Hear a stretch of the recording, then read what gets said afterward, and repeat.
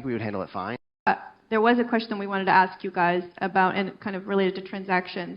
Do you think Stellar could handle the traffic of one of the top networks like Solana or Ethereum if it came tomorrow? I think we're already past. Yeah, we're way past Ethereum. I mean, it's, I think it's, because Stellar has like not just payment transactions, but like, the exchange built in, and exchanges use like way more traffic than like just like a payment network. So we actually do like quite a few transactions per second compared to other things out there in the world. So I think we would handle it fine. There was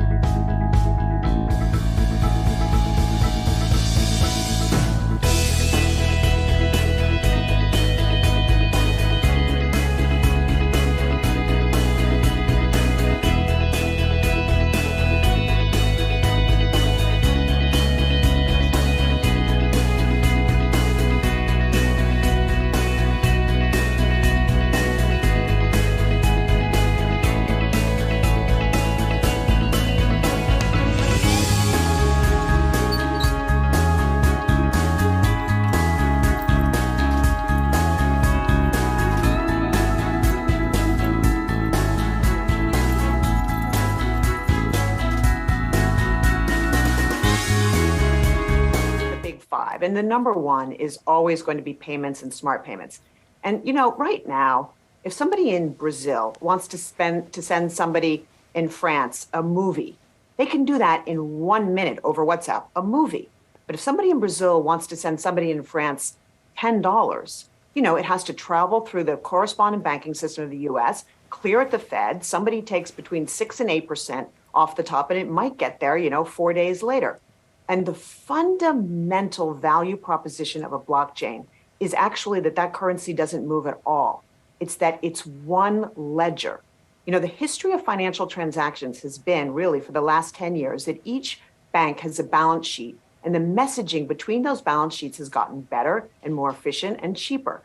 But a blockchain is a completely different animal. It's one ledger. So that transaction between, say, Brazil and France will happen immediately. It'll happen in 3.9 seconds on Algorand.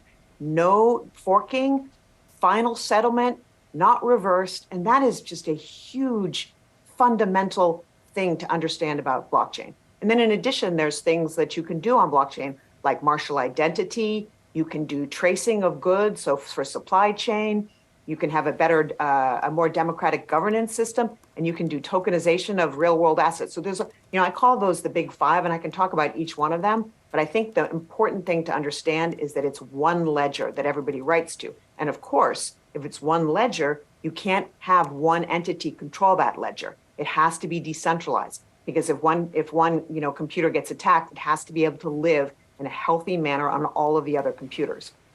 The developer experience is so core to what I'm doing. So what I've done the biggest thing I've done for the last 8 months at the foundation is work on the developer tools.